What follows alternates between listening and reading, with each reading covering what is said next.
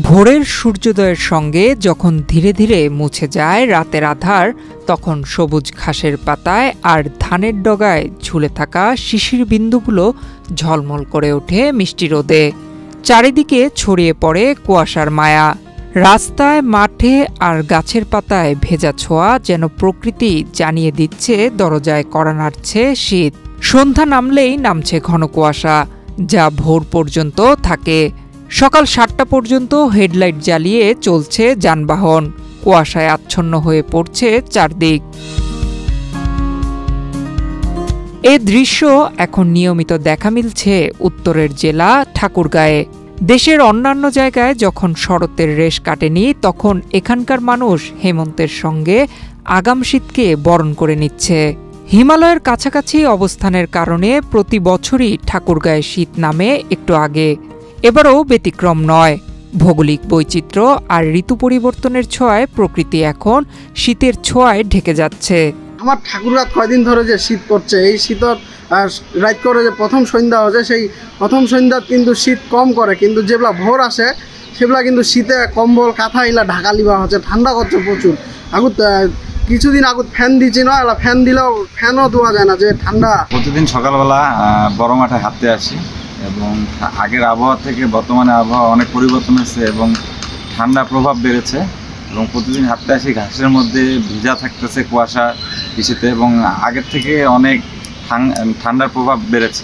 স্থানীয়রা বলছেন গত কয়েকদিন ধরে শীতের আমেজ টের পাচ্ছেন তারা। এ সময় নিম্ন আয়ের মানুষের চিন্তাও বেড়েছে। ঠাকুরগাঁয়ে যে শীত অনুভব হচ্ছে এটা বোঝাই যাচ্ছে। আমরা আজকে অনেকেই ফুল স্লিপ পরে আসছি। তো ঠাকুরগাঁয়ের যে আবহাওয়াটা, এটা দিনের বেলা একরকম থাকছে, রাতের বেলা একরকম থাকছে, কিন্তু গত 2 দিন ধরে আমরা দেখছি এটা একটু ঠান্ডা প্রবণ হয়ে আছে। তো সামনে এবছর হয়তো বা অনেক শীত পড়বে, আমরা এটা শঙ্কা করছি। সেই সাথে আমরা শীতের যে পূর্ব প্রস্তুতি ছিন্নমূল মানুষের জন্য, গরিব মানুষের জন্য, সরকারিভাবে বেসরকারিভাবে বিভিন্ন সংস্থার এবং ব্যক্তি উদ্যোগের, আমরা যেন এই প্রস্তুতিগুলো রাখি। শীতের আমেজ এবার অন্যান্য বছরের থেকে আগে ভাগেই চলে এসেছে। ভোর হইলেই শীতটা প্রচণ্ডভাবে শীত আমরা অনুভব করি। জেলা প্রশাসনের পক্ষ থেকেও চলছে শীত মোকাবেলার প্রস্তুতি। শীত যত বাড়ছে, অসহায় মানুষের দুর্ভোগও তত বাড়ছে। তাই সরকারি সহায়তার পাশাপাশি সমাজের বিত্তবানদেরও এগিয়ে আসা দরকার। আমরা সবাই জানি যে উত্তরের এই জেলা ঠাকুরগাঁয়ে একটু আগাম শীত পড়ে যায় এবং ইতিমধ্যে শীতের আমেজ শুরু হয়েছে। আমরা অনেক আগেই এখানকার দরিদ্র দুস্থদের শীতবস্ত্র বিতরণের জন্য আমার প্রয়োজন অনুযায়ী চাহিদা মন্ত্রণালয়ে পাঠিয়েছিলাম। ইতিমধ্যে আমরা শীতবস্ত্র কেনার জন্য 15 লক্ষ টাকা পেয়েছি, যেটা উপজেলায় বিতরণও করা হয়েছে এবং শীতবস্ত্র কেনার কাজ প্রায় শেষের দিকে। এই বস্ত্রগুলো পাওয়া মাত্রই আমরা দরিদ্রদের মধ্যে বিতরণ করে দিব।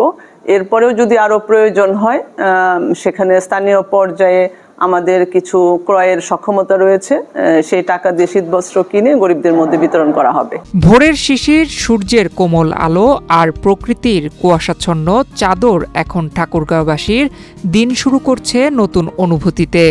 শরতের বিদায় ঘণ্টা না বাজতেই উত্তরের এই জেলার প্রতিটি সকাল জানিয়ে দিচ্ছে এবার আগেই নেমে এসেছে শীত। নয়ন বিশ্বাস, বাংলাদেশ প্রতিদিন।